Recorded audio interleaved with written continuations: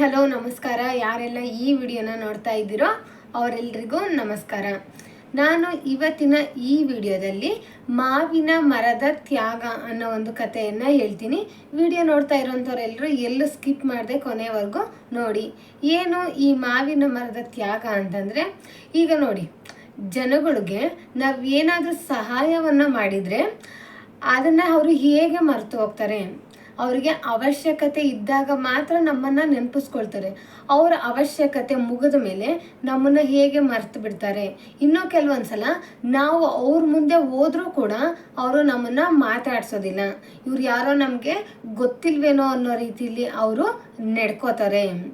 ಮತ್ತು ನಾವು ಯಾರಿಗಾದ್ರೂ ಸಹಾಯ ಮಾಡ್ತೀವಿ ಅಂತ ಅವ್ರಿಗೆ ಗೊತ್ತಾದರೆ ಅವರು ಹೇಗೆ ನಮ್ಮಿಂದ ಸಹಾಯವನ್ನು ಪಡ್ಕೋತಾರೆ. ಅವ್ರು ಹೇಳ್ದಂಗೆಲ್ಲ ನಾವು ಕೇಳ್ತೀವಿ, ಕೇಳಿದ್ದನ್ನೆಲ್ಲ ಕೊಡ್ತೀವಿ ಅಂತ ಗೊತ್ತಾದರೆ ಅವ್ರು ನಮ್ಮನ್ನು ಹೇಗೆ ಬಳಸ್ಕೊಂಡು ಕೊನೆಗೆ ನಮ್ಮನ್ನು ಹೇಗೆ ಕೈ ಬಿಡ್ತಾರೆ ಅನ್ನೋದನ್ನು ಈ ಕಥೆಯ ಮೂಲಕ ನಾನು ಹೇಳ್ತೀನಿ. ಅದೇ ಮಾವಿನ ಮರದ ತ್ಯಾಗ ಅಂತ. ಹೀಗೆ ಒಂದು ಮಾವಿನ ಮರ ಇರುತ್ತೆ. ಆ ಮರದ ಕೆಳಗೆ ಕಿಟ್ಟು ಅನ್ನೋ ಒಬ್ಬ ಹುಡುಗ ಆಟ ಆಡ್ತಾ ಇರ್ತಾನೆ. ಪ್ರತಿದಿನ ಆ ಹಣ್ಣುಗಳನ್ನು ತಿಂತ ಮತ್ತು ಆ ಮರದ ನೆರಳಲ್ಲಿ ಆಟ ಆಡ್ಕೋತಾ ಇರ್ತಾನೆ. ಹೀಗೆ ದಿನ ಕಳೀತಾ ಆ ಮಾವಿನ ಮರ ಮತ್ತು ಆ ಹುಡುಗನ ಮಧ್ಯೆ ಒಂದು ಸ್ನೇಹ ಬೆಳೆಯುತ್ತೆ.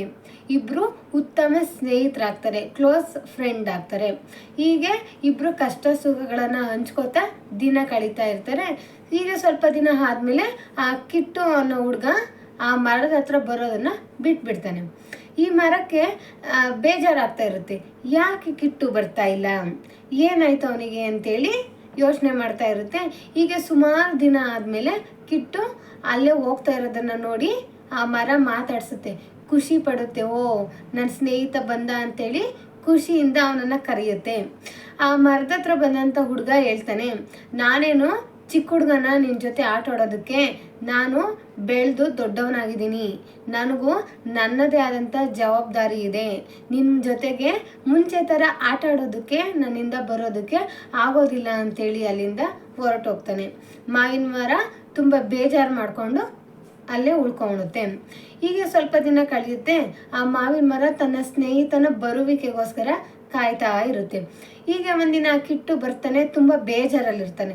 ಅದನ್ನ ನೋಡಿದಂಥ ಮಾವಿನ ಮರ ಕೇಳುತ್ತೆ, ಏನಾಯ್ತು ನಿನಗೆ, ಯಾಕೆ ಬೇಜಾರಲ್ಲಿದ್ಯಾ, ನನ್ನಿಂದ ಏನಾದರೂ ಸಹಾಯ ಬೇಕಾ ಕೇಳು ಅಂತೇಳಿ ಹೇಳುತ್ತೆ.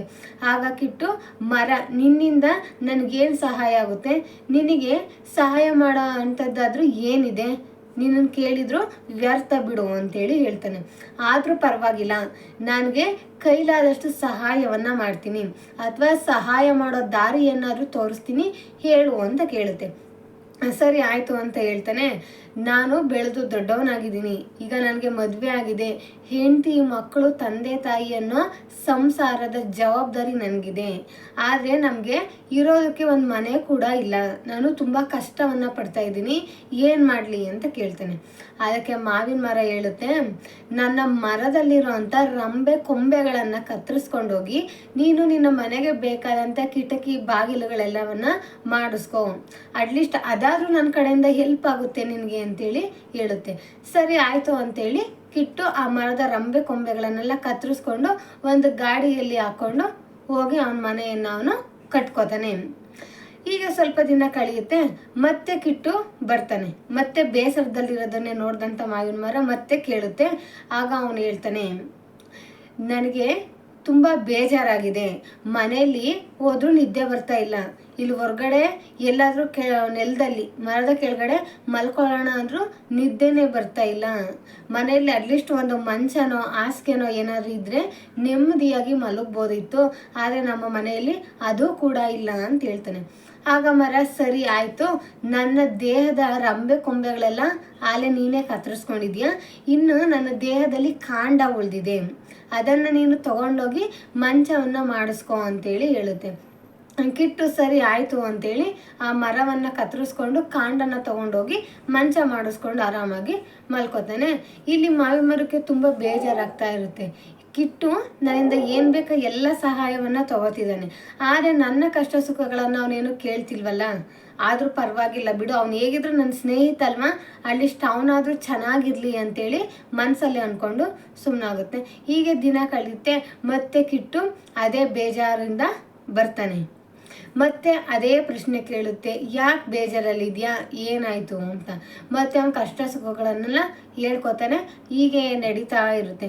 ಆಗ ಅವನು ಈಗ ಮರದ ರಂಬೆ ಕೊಂಬಗಳನ್ನೆಲ್ಲ ಕತ್ತರಿಸ್ಕೊಂಡಿರ್ತಾನೆ, ಆ ದೇಹದ ಕಾಂಡನೆಲ್ಲ ಕತ್ತರಿಸ್ಕೊಂಡಿರ್ತಾನೆ. ಇನ್ನು ಆ ಮರದ ಬುಡ ಮಾತ್ರ ಉಳಿದಿರುತ್ತೆ. ಹೀಗೆ ಒಂದ್ಸಲ ಕಿಟ್ಟು ತುಂಬ ಸುಸ್ತಾಗಿರ್ತಾನೆ. ಆಯಾಸದಿಂದ ಬರ್ತಾ ಆ ಮರನ ಕೇಳ್ತಾನೆ, ಮಾವಿನ ಮರ, ನನಗೆ ತುಂಬ ಸುಸ್ತಾಗ್ತಾ ಇದೆ, ನನಗೆ ತುಂಬ ಆಯಾಸ ಆಗ್ತಿದೆ, ನಾನು ನಿನ್ನ ನೆರಳಲ್ಲಿ ಮಲಗ್ಬೋದಾ, ನೀನು ನನಗೆ ತಂಪಾದ ಗಾಳಿಯನ್ನು ಬೀಸ್ತೀಯಾ ಅಂತೇಳಿ ಕೇಳ್ತಾನೆ. ಆಗ ಮಾವಿನ ಮರ ನಗ್ತಾ ಹೇಳುತ್ತೆ, ತಂಪಾಗಿ ಗಾಳಿ ಬೀಸೋದಕ್ಕೆ, ನೆರಳನ್ನು ಕೊಡೋದಕ್ಕೆ ನಾನು ಹೇಗಿದ್ದೀನಿ ನೋಡು. ನನ್ನ ರಂಬೆ ಕೊಂಬೆಗಳೆಲ್ಲ ಕತ್ತರಿಸ್ಕೊಂಡು ಹೋಗಿದ್ಯಾ, ನನ್ನ ದೇಹದ ಮುಕ್ಕಾಲು ಭಾಗವನ್ನು ನೀನೇ ಕತ್ತರಿಸ್ಕೊಂಡು ಹೋಗಿದ್ಯಾ, ಇನ್ನು ಉಳಿದಿರೋದು ಈ ಬುಡ ಮತ್ತು ಬೇರುಗಳು ಮಾತ್ರ. ಹೀಗಿರ್ಬೇಕಾದ್ರೆ ನಾನು ನಿನಗೆ ನೆರಳನ್ನು, ಗಾಳಿಯನ್ನು ಕೊಡೋದಕ್ಕೆ ಹೇಗೆ ಸಾಧ್ಯ ಹೇಳು ಅಂತೇಳಿ ಹೇಳುತ್ತೆ.